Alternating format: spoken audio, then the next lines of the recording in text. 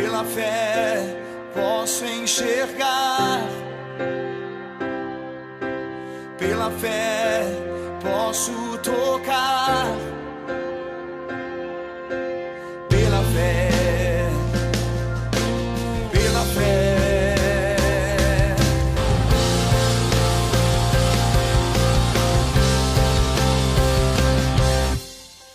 A paz do Senhor Jesus, muito bom dia, que você possa gozar hoje da presença do Senhor na sua vida. O programa Restaurando Vidas começa agora para levar até você uma palavra de fé, esperança e amor. Você se sente livre? Você se sente preso em alguma questão? Você, quando deita na sua cama, você tem a liberdade de glorificar a Deus, de ter uma noite de descanso, de confiança e esperança no Senhor? Muitas pessoas, elas não estão encarceradas, não estão no presídio, mas elas estão presas, ou por um pecado, ou por uma situação, ou mesmo pelo jugo e pelo fardo desse mundo. As pessoas estão sobrecarregadas, as pessoas estão realmente como condenadas. Por quê? Porque não tiveram uma decisão em Cristo Jesus.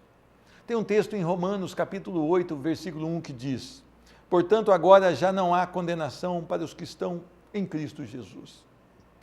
As pessoas hoje, elas são taxadas como prósperas se elas tiverem um bom trabalho, uma boa condição financeira, ou pelo menos regular, se elas tiverem os filhos todos ali bem educados. Mas não é isso que nós estamos falando aqui. A pessoa próspera é aquela que já se decidiu por Cristo Jesus, é aquela que já entendeu o seu estado de miséria, que já foi a Cristo Jesus e disse: Senhor, sou miserável, um pecador, me salva, me salva. Esta pessoa, ela pode andar em confiança, porque já não há nenhuma condenação para ela. Agora, uma pessoa que ela tem essa salvação, ela se porta de maneira diferente, ela produz frutos dignos desse arrependimento, e ela é uma pessoa que anda e caminha de maneira diferente. Todos nós temos um passado sem Jesus, e esse passado agora ele fica para trás e as coisas se fazem novas, e nós agora andamos e nos portamos de maneira que glorifique o nome do Senhor. Somos ainda pecadores e pecamos todos os dias, mas já não amamos o pecado, já não queremos o pecado como um prazer da nossa vida. Você já teve um encontro com Cristo Jesus? Você se considera salvo em Cristo Jesus? Nenhuma condenação há para os que estão em Cristo Jesus. Estar em Cristo Jesus é estar debaixo do seu governo, é ser um servo. E a palavra servo quer dizer escravo, aquele escravo que rema, aquele escravo que está sempre numa posição mais difícil pela visão humana, mas será honrado por Deus. Que Deus te abençoe e que você possa realmente andar na presença do Senhor e ter a liberdade que há em Cristo Jesus. Eu quero conversar com o pastor Luiz Antônio do Lago, que vem de Alfenas, trazer algumas experiências para que nós possamos crescer em Cristo Jesus.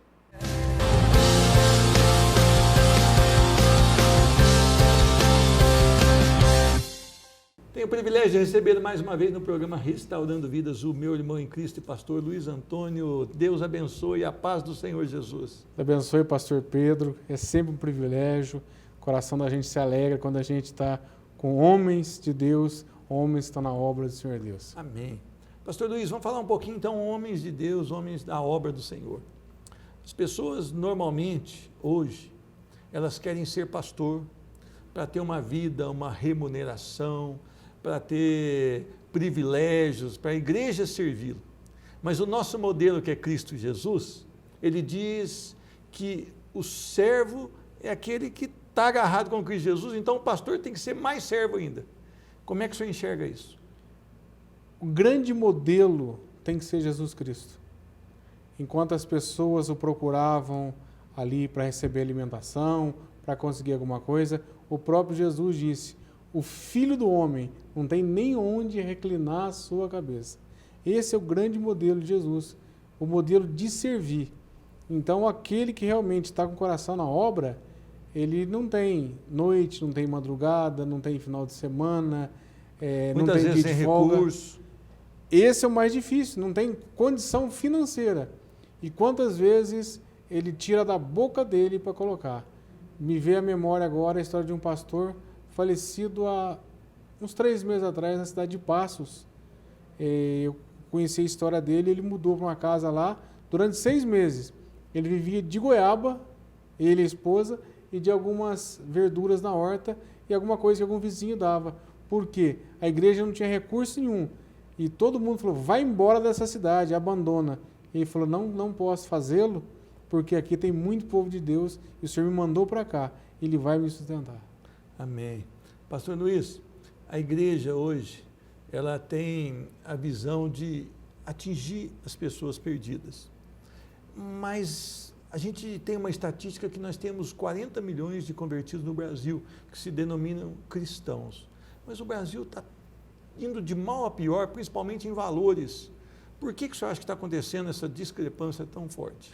Pastor Pedro, eu entendo que o grande problema hoje são números. As pessoas estão preocupadas com volume. E volume não quer dizer qualidade.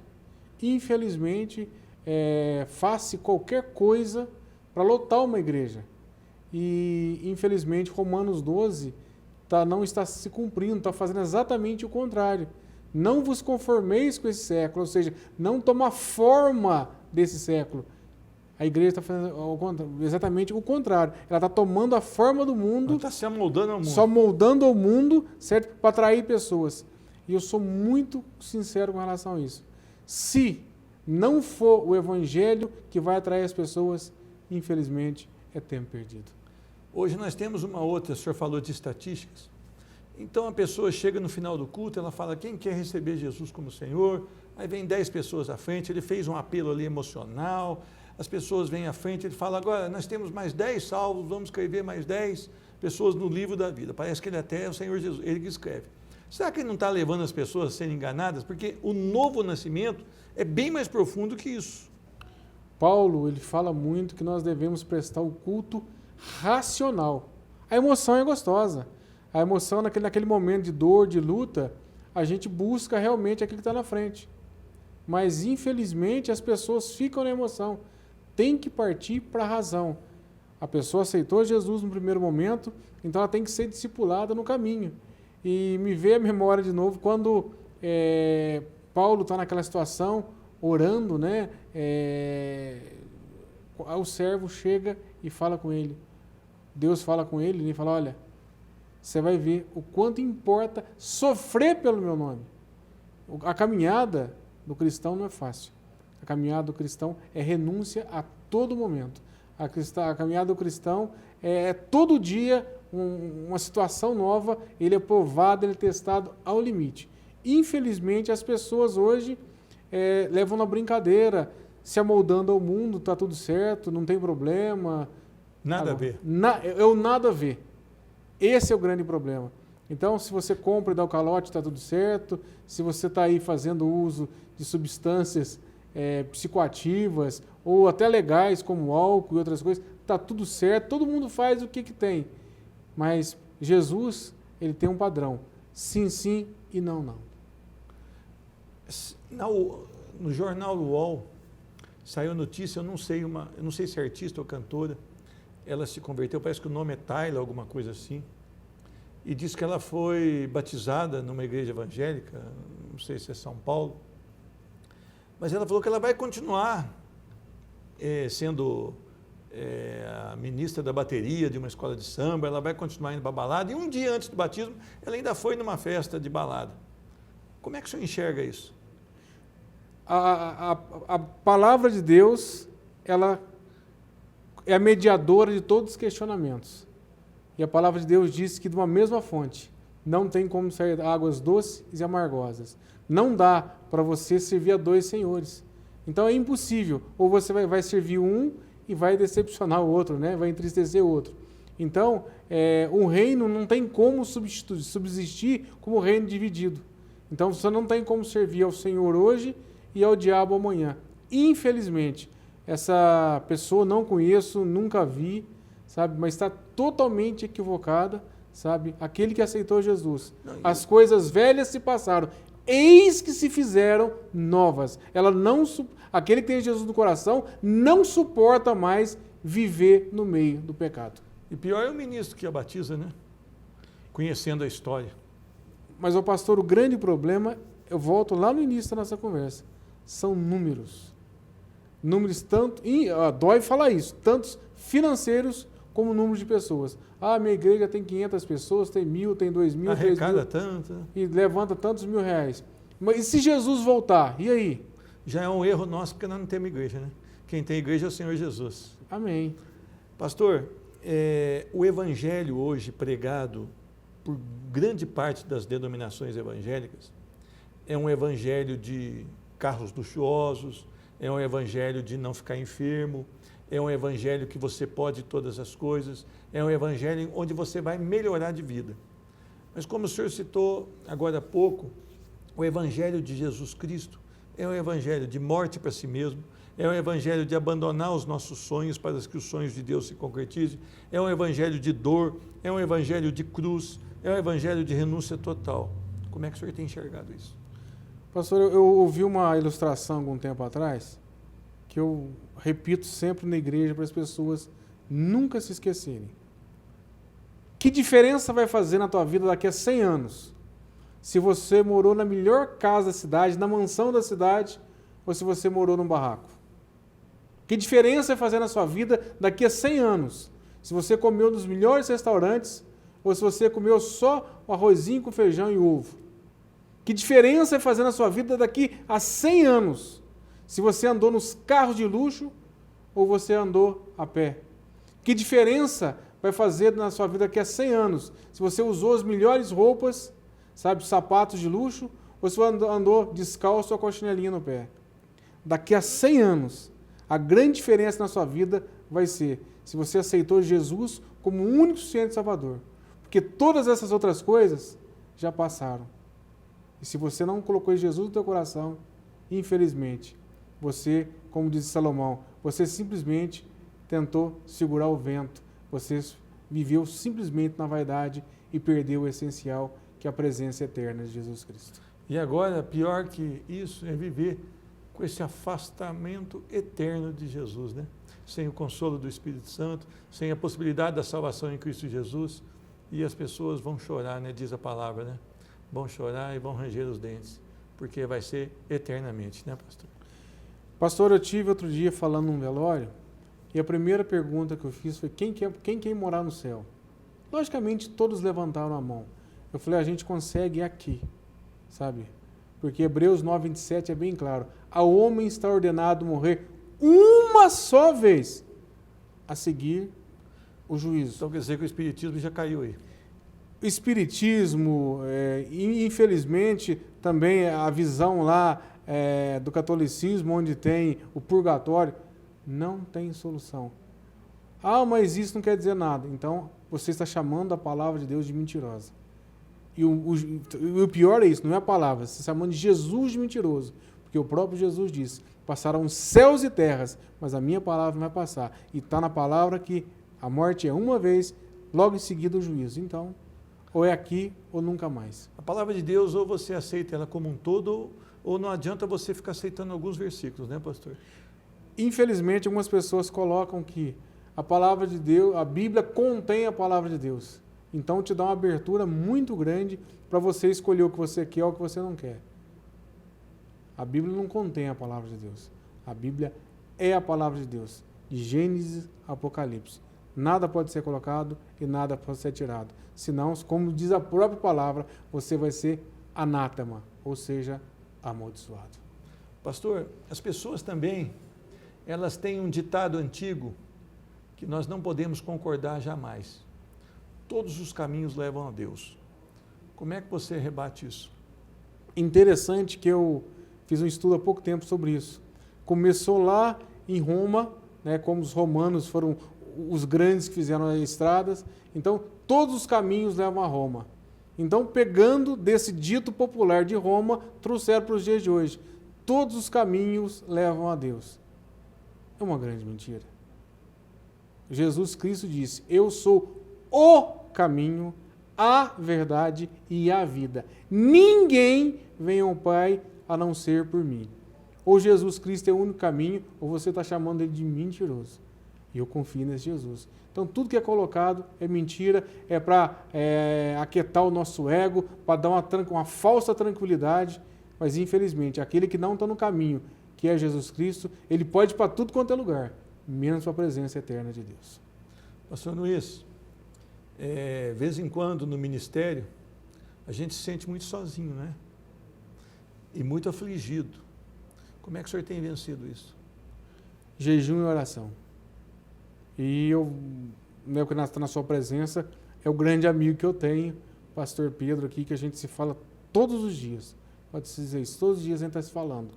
Porque nós mexemos com muitas pessoas, ouvimos problemas o dia todo, problemas de saúde, problemas financeiros, problemas de relacionamento, problemas de possessão e muitas outras coisas. Mas, infelizmente, as pessoas muitas vezes nos veem como super-heróis.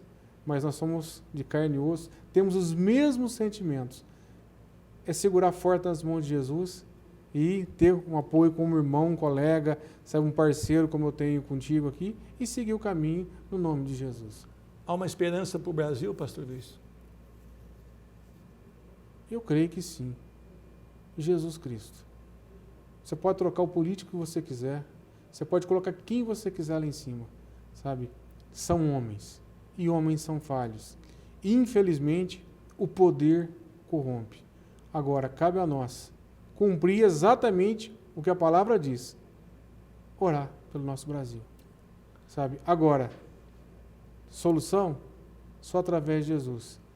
Mas eu vejo a palavra se cumprindo, que a situação vai piorar cada vez mais, porque o único que vai ser perfeito é quando esse governo estiver nas mãos do próprio Jesus Cristo. Amém. Pastor, a palavra também diz que o mundo, ele é governado pelo sistema maligno de Satanás. E a palavra chega a dizer que o mundo mora, jaz, dorme no maligno, repousa no maligno. Está difícil hoje para ser um líder espiritual, para você falar para as pessoas, olha, saia dessa visão e venha para o Evangelho. Porque as pessoas, elas não querem renunciar ao mundo. Como é que o senhor tem enfrentado isso? Sinceridade. O grande problema que eu vejo de líderes hoje é querer massagear o ego das pessoas, sabe? Ser sincero, olha, a palavra diz isso. Então, você pode ver que a nossa minha igreja, que o senhor colocou na frente, a igreja que o senhor está à frente, talvez não seja uma igreja de milhares, mas é uma igreja onde as pessoas ouvem a verdade. Então, ser sincero, cumprir aquilo que Jesus colocou. Quando aquele jovem rico foi até Jesus e falou assim, bom mestre, que eu preciso para ser salvo? E Jesus falou dos mandamentos, eu cumpro isso tranquilo, faço isso desde a minha mocidade. Aí Jesus tocou ali na ferida dele, vende tudo que você tem, dá aos pobres e me segue. Aquele homem foi embora triste. Jesus não foi atrás dele e falou, vem aqui, vamos fazer um acordo, é só metade. Não, ele foi embora triste e se perdeu. O grande problema é, os líderes andam passando a mão na cabeça. Infelizmente, aquele que não quer aceitar o Evangelho, como o Evangelho é, ele vai embora. Sabe, queridos, o Evangelho não se negocia. Amém. Pastor Luiz, que Deus te abençoe. Amém. Que Deus continue usando a sua vida, que o Senhor continue pastoreando aquelas pessoas com a responsabilidade de um sacerdote do Senhor. Amém. E que a vida do Senhor seja inspiração para outras pessoas. Aleluia. Amém. Glória a Deus. Deus abençoe e obrigado pelo carinho. Amém. Deus abençoe. É um prazer enorme estar aqui. E amados, só Jesus, caminho, verdade e vida. Que Deus os abençoe. Amém. Eu conversei com o pastor Luiz Antônio do Lago e o programa Restaurando Vidas volta dentro de instantes.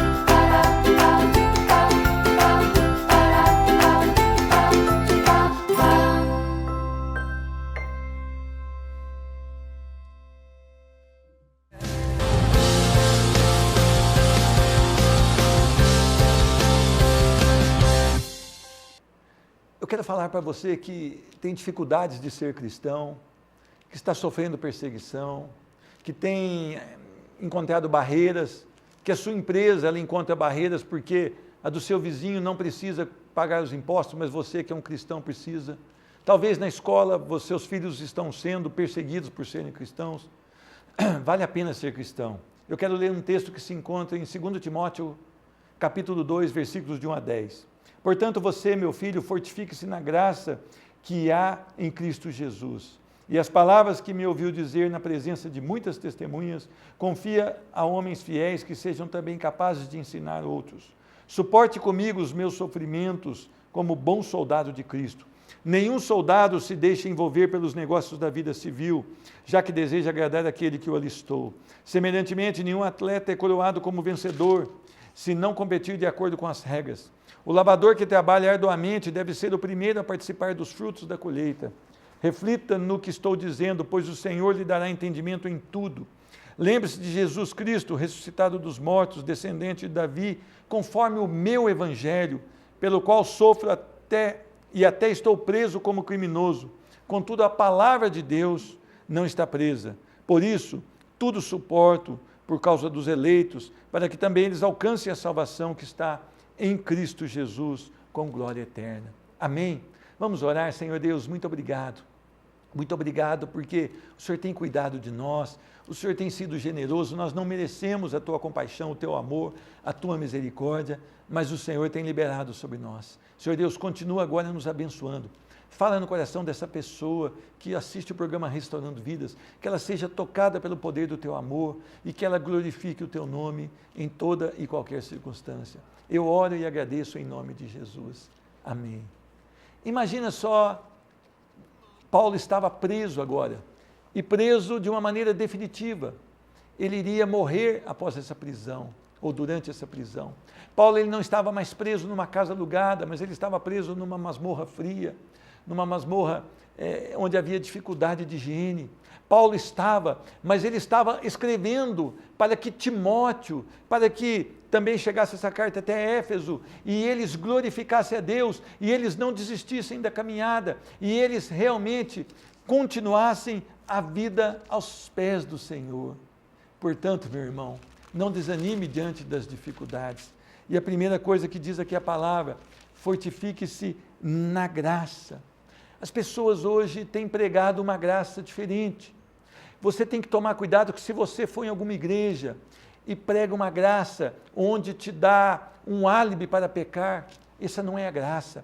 As pessoas hoje dizem que a graça, você não precisa mudar as suas ações, você pode continuar da mesma maneira, você pode fazer o que você fazia, você pode fazer porque a graça está sobre a sua vida. Isso não é verdade. Essa graça não é a graça de que nós estamos falando aqui. A graça de que nós falamos aqui é: domine a sua tendência ao pecado. Nós temos que lutar dia a dia, porque o nosso coração, segundo a palavra do Senhor, é corrupto, ou melhor, desesperadamente corrupto. Nós temos que lutar todos os dias, dominando o nosso desejo de desistir da nossa caminhada cristã, o nosso desejo, talvez, de dar uma resposta diferente daquela que Deus espera, o nosso desejo de voltar às nossas origens, aquele tempo que nós estávamos perdidos sem Cristo. Nós precisamos vigiar, nós precisamos dominar as nossas tendências pecaminosas. A palavra também diz, quando diz fortifique-se na graça, renove o seu compromisso espiritual com Cristo Jesus. Meu irmão, um casamento, ele passa por algumas renovações. Quando você faz 25 anos de casado, diz ali que há uma renovação de votos. A nossa vida espiritual tem que ser uma constante renovação, não porque o Senhor mente, não porque o Senhor vacila na sua aliança, mas porque nós vacilamos. O Senhor é perfeito, Ele jamais vai mentir, o Senhor é perfeito, jamais vai vacilar na sua aliança, mas nós somos miseráveis e temos a tendência de sair para fora. Então nós precisamos renovar a nossa pegada espiritual, nós precisamos renovar a nossa pegada com a palavra, nós precisamos falar: Senhor Deus, fala através da Tua palavra no meu coração. Você precisa ler a Bíblia, e se você não entender, você fala: Senhor Deus, eu preciso entender a Sua palavra, eu preciso que ela confronte a minha vida, eu preciso que ela vá de encontro, Senhor Deus, com as práticas que eu faço, para que ela mude o meu coração, mude as minhas práticas. Nós precisamos buscar a renovação no Senhor. A palavra também diz aqui que nós devemos exercitar a nossa vida espiritual de maneira que agrade ao Senhor. Isso tudo é fortificar-se na graça. Nós precisamos viver de uma maneira que o Senhor se agrade de nós, como Ele olha para Jó e diz: viste o meu servo Jó, homem íntegro, reto, temente a Deus e que se desvia do mal. Diz a palavra que o Senhor estava para destruir a terra com o dilúvio, e Ele olhou e disse que achou graça em Noé. Ele se agradou da vida de Noé. Noé não era como os contemporâneos, mas Noé tinha uma vida na presença do Senhor. E como é que nós vamos fazer isso, fortificar-se na graça? Ele dá exemplos aqui de algumas pessoas. Primeiro, o soldado. O soldado, ele está pronto para obedecer o seu senhor. O soldado, ele não discute ordens. O soldado não discute regras. O soldado apenas, ele obedece. E ele diz aqui que nós devemos ser como um soldado. É uma comparação. O soldado, ele não se envolve com as coisas desse mundo. O soldado, ele tem uma prioridade, que é agradar o seu senhor. Nenhum soldado se deixa envolver pelos negócios da vida civil, já que deseja agradar aquele que o alistou. A sua vida tem sido como um soldado do Senhor. Você está se envolvendo demais com essas coisas. As pessoas chegam na igreja muitas vezes para orar, para ofertar um culto de adoração, mas elas chegam dormindo, cochilando, despreparadas. Elas assistem a televisão a tarde inteira, porque trabalharam a semana toda, depois chegam lá e querem adorar o Senhor. De que maneira? Estão extremamente envolvidas com as coisas desse mundo. Você precisa pôr um limite, ver onde que é o limite, a linha fina que separa o que agrada e o que desagrada ao Senhor. A palavra também, ela considera a vida de um atleta. Diz a palavra que nenhum atleta é coroado como vencedor se não competir de acordo com as regras. Tem algo mais na vida de um atleta, é a disciplina. Nós precisamos ser disciplinados com as coisas de Deus, nós precisamos amar a palavra do Senhor, nós precisamos ter um tempo a sós com Deus, diariamente nós precisamos nos prostrar em oração e dizer: Senhor, perdoa, pequei contra Ti. Todos os dias nós pecamos, nós precisamos confessar os nossos pecados, nós precisamos pedir o livramento para nós não voltarmos a aliançar com o mundo, nós precisamos estar em vigilância. Você tem sonhado estar como um atleta na sua carreira da fé? A palavra do Senhor diz que o atleta, ele faz de tudo para alcançar uma coroa. E ele também compara com um lavrador. O lavrador é um homem de fé, ele trabalha arduamente com a esperança da produtividade. Ele semeia muitas vezes quando a chuva ainda não veio, porque ele sabe que o Senhor é o Deus que pode todas as coisas. E nós devemos que ter uma lembrança. Lembre-se de Cristo Jesus, ressurreto dos mortos, descendente de Davi, conforme o meu evangelho. O evangelho que Paulo pregava era Cristo ressurreto. Você estão vendo as igrejas pregarem coisas que não existem. Você está vendo festa dentro da igreja. Você está vendo programações carnais. Você está vendo programações que dizem que é para atrair jovens, para atrair adolescentes, para atrair senhores. Isso é uma mentira, isso é um engano, isso é uma estratégia de Satanás, porque a palavra é que atrai você até a cruz de Cristo. A palavra, se a palavra te libertar, verdadeiramente você será livre. Não caia nesse engano. Quando você for um culto, é para adorar o Senhor, não é para receber nada. Pela misericórdia, talvez até você receba, mas seja a sua vida para louvor e adoração ao Senhor. E ele termina dizendo aqui: por isso tudo suporto por causa dos eleitos, para que também eles alcancem a salvação que está em Cristo Jesus com glória. Ele estava preso como um criminoso, ele estava algemado, ele estava ali numa situação de desespero para qualquer ser humano, mas ele estava confiante, ele estava aproveitando o tempo que restava a ele, sabe para quê?